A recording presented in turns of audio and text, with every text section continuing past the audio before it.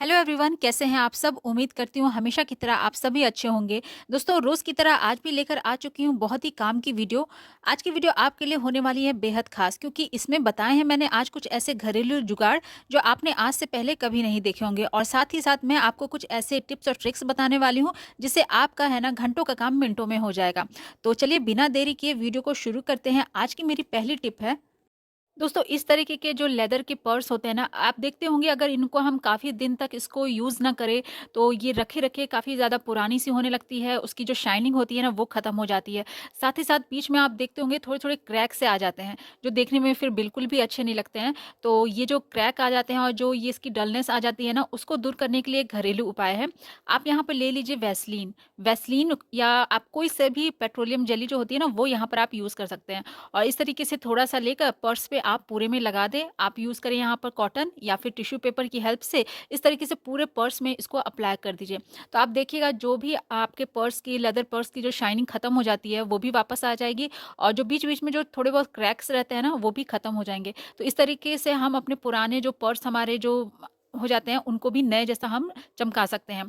तो उम्मीद करती हूँ ये वाला टिप आपको ज़रूर पसंद आया होगा। तो चलिए बढ़ते हैं अगले टिप की तरफ। अगली ट्रिक में हम लोग बात करने वाले हैं इस तरह के टूथपेस्ट के ट्यूब की। क्या होता है, जब वो ख़त्म होने लगता है तो हमें लगता है उसमें है नहीं और वो निकलता नहीं है, तो उसको हम लोग फेंक देते हैं। पर अभी भी इस ट्यूब में बहुत सारा ऐसा पेस्ट बचा हुआ रहता है जिसको हम लोग यूज़ कर सकते हैं। तो ये नॉर्मली ऐसे हम लोग अगर हाथ से निकालते हैं ना तो वो निकलता नहीं रहता है। बहुत उसको कोशिश करने के बाद वो हल्का-हल्का ऊपर आता है। तो यहाँ पर आप यूज़ कर सकते हैं बेलन का। तो बेलन जैसे हम रोटी वगैरह बेलते हैं ना, बस सेम उसी तरीके से इसको किसी हार्ड बोर्ड पर इस तरीके से रखने के बाद आप उसको प्रेस करिए ऊपर की तरफ। तो जो भी पेस्ट होगा ना वो ऊपर की साइड आ जाएगा। उसके बाद आप नीचे वाला जो एरिया है ट्यूब का, उसको आप इस तरीके से फोल्ड कर दीजिए। आप चाहे तो इसमें कोई क्लिप लगा सकते हैं या फिर स्टेपलर का यूज़ करके स्टेपल कर सकते हैं। उसके बाद आपका जो भी पेस्ट है ना ईज़िली निकलेगा। तो जो भी थोड़ा बहुत पेस्ट उसमें बचा रहता है ना, आप उसका भी यूज़ कर सकते हैं। तो इस तरीके से हमारे पैसे भी काफ़ी ज़्यादा बचने वाले हैं। तो उम्मीद करती हूँ ये वाला टिप भी आपको ज़रूर पसंद आया होगा। तो चलिए देख लेते हैं हमारी आज की अगली ट्रिक कौन-सी है।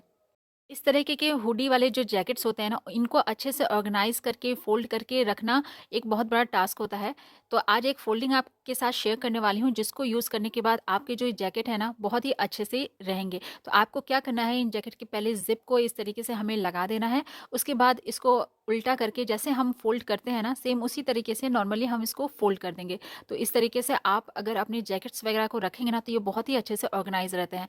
तो उसके बाद इसको नीचे वाला जो फ़ोल्ड करते हैं ना, उसको फ़ोल्ड करने के बाद ये जो हुडी होता है ना, इसके अंदर हमें कुछ इस तरीके से इसको डाल देना है। उसके बाद हुडी की जो ये रस्सियाँ होती हैं ना, इनको आप बाँध दीजिए। तो उसके बाद आप देखिएगा एक बहुत ही अच्छा-सा एक पैकेट बन के तैयार हो जाता है, जिसके बाद आपके जो हुडीज़ हैं ना, वो बहुत ही अच्छे से ऑर्गेनाइज़ भी रहेंगे और फ़ोल्ड भी रहेंगे। तो सेम इसी तरीके से आपको एक और जैकेट फ़ोल्ड करके दिखाती हूँ, ताकि आपको अच्छे से समझ में आए। जैसे हम अपने शर्ट्स वगैरह को फ़ोल्ड करते हैं ना, सेम उसी तरीके से इसको फ़ोल्ड करके, और जो ये टोपी वाला एरिया है ना, इसको इस तरीके से ऊपर चढ़ाते हुए हमें पलटते हुए इसको डाल देना है इसके अंदर। उसके बाद इसकी डोरी हमें लगा देनी है। तो बहुत ही अच्छे से हमारा जो जैकेट्स रहते हैं ना, उनको ऑर्गेनाइज़ करके हम रख सकते हैं। तो उम्मीद करती हूँ ये वाला टिप भी आपको ज़रूर पसंद आएगा। झाड़ू का यूज़ रोज़ाना हम अपने घर को साफ़-सुथरा रखने के लिए करते हैं। पर क्या होता है ना, इसके जो इस तरीके के जो झाड़ू होते हैं जिसमें पीछे प्लास्टिक का ये लगा रहता है, तो आप देखते होंगे धीरे-धीरे ये निकलने लगता है। उसके बाद इसकी जो लकड़ियाँ हैं ना, वो खुलने लग जाती हैं। इसकी जो रस्सी जो प्लास्टिक बंधी हुई रहती है वो खुलने लगती है, जिसके बाद हमारी झाड़ू जो है वो टूट के ख़राब हो जाती है। तो या फिर अगर हम इसको प्लास्टिक को बार-बार अगर लगाते भी ना, तो ये ढीला होने के कारण ये खुद ब खुद हाथ में आ जाती है झाड़ू लगाते-लगाते। तो इस प्रॉब्लम को सॉल्व करने के लिए आपको करना है, गैस पर इस तरीके से झाड़ू को ले जाना है और हल्के-हल्के आँच पर इस तरीके से घुमाते हुए उसको गरम करना है। तो थोड़ा-सा ध्यान से करिएगा, क्योंकि ये प्लास्टिक है तो जलने का भी डर रहता है। तो इस तरीके से हल्का-हल्का घुमाते हुए एक कपड़े की मदद से इसको प्रेस करते जाइए। तो आप देखिएगा जैसे-जैसे ये प्लास्टिक पिघलेगी तो झाड़ू को कस के ये टाइटली पकड़ लेगी। तो आप इस तरीके से जब इसको करिएगा ना, तो अच्छे से ये फिक्स हो जाएगी और आप खोलने से भी ये जो प्लास्टिक होता है ना, नहीं निकलता है। तो बहुत ही अच्छे से ये फिक्स हो जाता है। आप ये वाला काम अगर आप नई झाड़ू लेकर आते हैं ना, तो उसमें भी कर सकते हैं। तो हमेशा आपकी जो झाड़ू है ना, बहुत काफ़ी ज़्यादा दिन तक चलेगी। तो एक बार इस टिप को ज़रूर ट्राई करके देखिएगा। तो देख लेते हैं अगली ट्रिक कौन-सी है। इस तरीके के जो कंटेनर्स होते हैं जो एयर टाइट नहीं होते हैं, अगर इसमें हम कोई सामान रखते हैं तो उसमें नमी वगैरह चली जाती है, जिसके बाद हमारा जो सामान है वो ख़राब होने का डर रहता है। तो ये जो नॉर्मल कंटेनर्स होते हैं, इनको भी आप बहुत ही आसानी से एयर टाइट बना सकते हैं। तो उसके लिए आपको यहाँ पर यूज़ करना है इस तरीके का सेलो टेप का।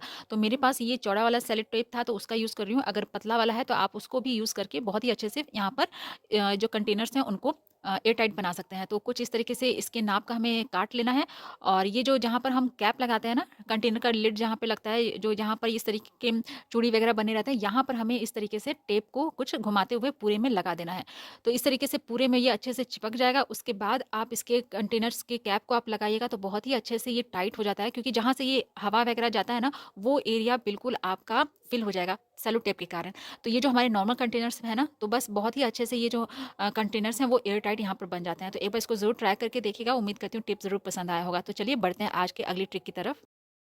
इस तरह से चूड़ियाँ पहनना हम सबको बहुत ज़्यादा पसंद होता है, लेकिन दिक्कत तब आती है जब हम कपड़े वगैरह धोते हैं या फिर बर्तन धोते हैं, या जैसे आटा ही हमें गूँथना हुआ, तो ये जो चूड़ी है ना, बार-बार ये नीचे आ जाती है। हम लोग किसी तरह से इसको ऊपर कर देते हैं टाइट से, लेकिन फिर भी ये नीचे आ जाती है। उसके बाद जो ये आटे में है ना, अच्छे से सन जाता है, मतलब आटा ही उसमें लग जाता है। कितनी बार हम लोग सोचते हैं जब हम आटा गूँथने जाएँगे तो ये चूड़ी निकाल देंगे, लेकिन हमें बाद में याद पड़ता है जब हम आटा हाथ में लगा लेते हैं।